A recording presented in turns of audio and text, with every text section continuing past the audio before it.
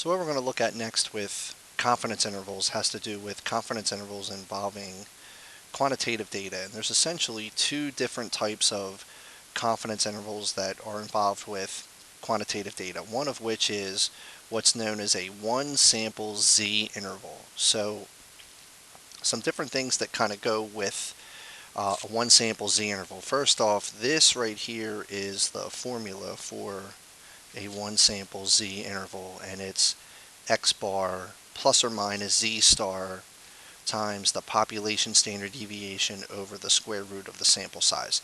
So the Z star score is still the same Z star score that we talked about with categorical data. The value up here, the sigma, is the population standard deviation, and then obviously n is the sample size. So this type of confidence interval is used when the population standard deviation is a known quantity. So that's obviously what this value is right here.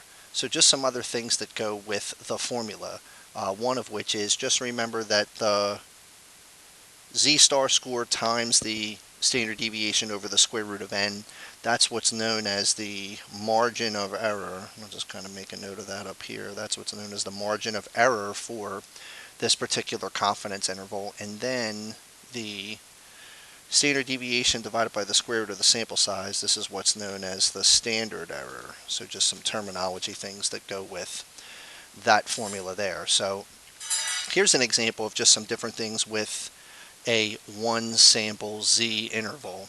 And the question says a bottling machine is operating with a standard deviation of 0.12 ounce. So that is the population standard deviation value. And it says suppose that in a simple random sample of 36 bottles, there's the value of N. The machine inserted an average of 16.1 ounces into each bottle, and that's what the value of X bar is. So part A says estimate the mean number of ounces in all the bottles that this machine fills. So just remember that the population mean is going to be the same as the sample mean, which is basically what this notation here refers to. So the sample mean in this case would be 16.1. And when it says given interval within which we are 95% certain that the mean lies. So when we're talking about a 95% confidence interval, the first thing that I need to do is come up with the value for the standard error, which in this case would be the population standard deviation over the square root of the sample size, which would be 0.02.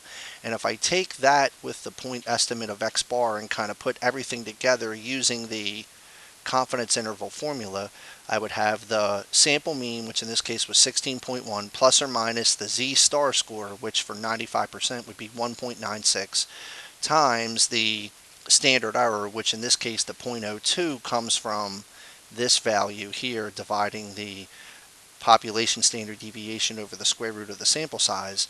And when I do that, I get a value of, or a confidence interval from 16.0608 to 16.1392. So one of the things that I could do with this in my calculator, let me sort of exit out of here and come back to this, but one of the things that I could do with a question like this in my calculator is compute the interval. If I go to the stat and then go to the tests, I'm looking at a Z interval here, which is number 7.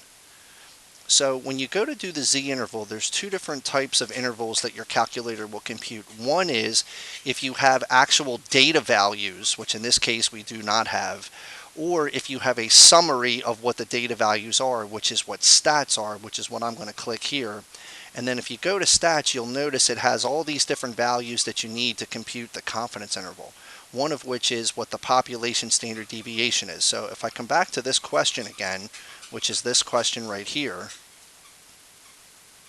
so the population standard deviation in this case was 0.12. The sample size was 36, and the sample mean was 16.1. So I'm going to put in for this here, when I go to the population standard deviation, this would be 0.12. X bar was 16.1. Sample size was 36. And in this case, I was doing a 95% confidence interval, so the confidence level would be 0.95. And then when I calculate this, there's the exact value that you get from the for the confidence interval. So that's an example of what's called a one sample Z interval, and a one sample Z interval is used for quantitative data when the population standard deviation is a known quantity. So some other things that go with the confidence interval, one sample Z interval, has to do with sample size. So the formula that we use for a sample size with a given margin of error is this formula here, which is, whoops, too fast, is this formula here. So we have n is greater than or equal to the quantity z star times the population standard deviation over the margin of error, and that entire quantity gets squared. So that's the formula that you could use to find a given sample size if we have a desired margin of error with a desired confidence level, which is obviously where the z-star score comes from.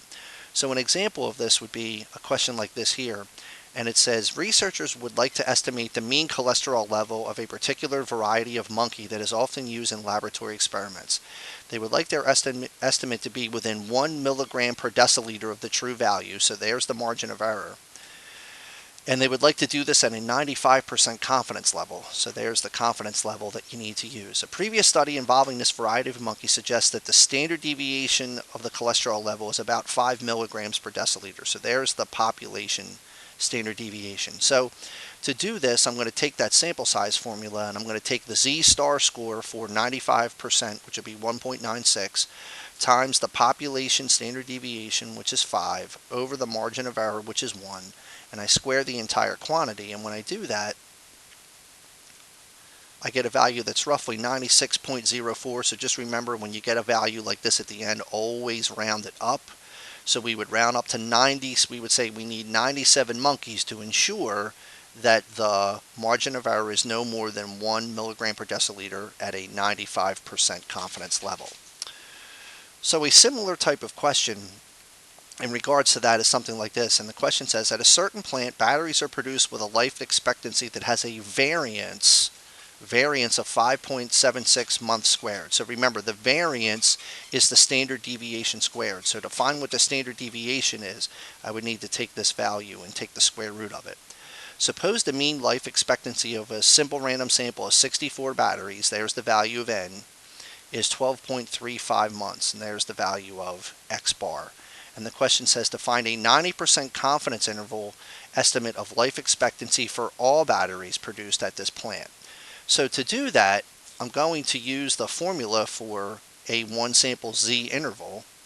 And so here is the sample mean, the standard deviation of the sample mean. So I'm going to take the population standard deviation, which, remember, the standard deviation you would have to find by taking the variance and taking the square root of that. So I do the square root of 5.76, which would give you a population standard deviation of 2.4.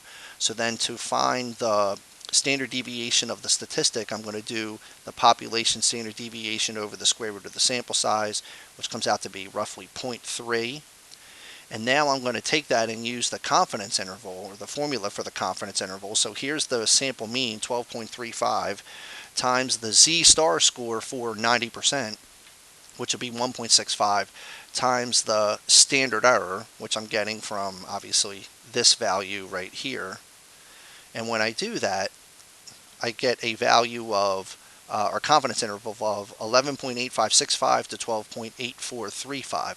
So once again, if we're talking about the calculator for something like this, if I come back to this here, right? So if I go to stat and I go to tests and I go to the z interval, which would be 7. So once again, I'm dealing with statistics here. I don't know what the actual data values were from this. I just have a summary of what the statistics are. So if I go to the population standard deviation for this, which was 2.4, so I'm going to put that in here. And then the sample mean, which was 12.35. And then you have the sample size, which was 64. And I'm going to do this at a 90% confidence level, so this would be 0.9. And then when I calculate this, there's another way to create what the interval is. So that's just a way that you could do something like that using your calculator. So another sort of thing that we kind of take that sort of goes with this sort of a different kind of question, and this has more to do with margin of error and sample size, but the question says to assess the accuracy of a laboratory scale, a standard weight known to weigh 10 grams is weighed repeatedly. The scale readings are normally distributed with an unknown mean. This mean is 10 grams if the scale has no bias. In previous studies, the standard deviation of the scale readings has been about 0.0002 gram. How many measurements must be averaged to get a margin of error of 0.001 with 98% confidence? So once again, this has to do with when it says how many measurements, they're basically, this is basically a sample size type of question. So in order to answer a question like this, I'm going to use the formula for sample size. So first I'm going to find what the Z-star score is for 98%. So that's 2.33. And then I'm going to take the population standard deviation, which I get from here, 0.002, divide it by the margin of error, 0.001, and that's this value here. And then I'm going to square the whole thing. And when I do that, I get a value that's roughly 21.756, which once again, always round that up. So we would need at least 22 measurements to ensure that we would have a margin of error that's 0.001 at a 98% confidence level. So that's just one type of confidence interval that we compute that has to do with quantitative data. So the one sample Z interval is the confidence interval that we use for quantitative data when the population standard deviation is a known quantity. What we will begin to look at in the next lesson has to do with a different type of confidence interval involving quantitative data where the population standard deviation is an unknown quantity.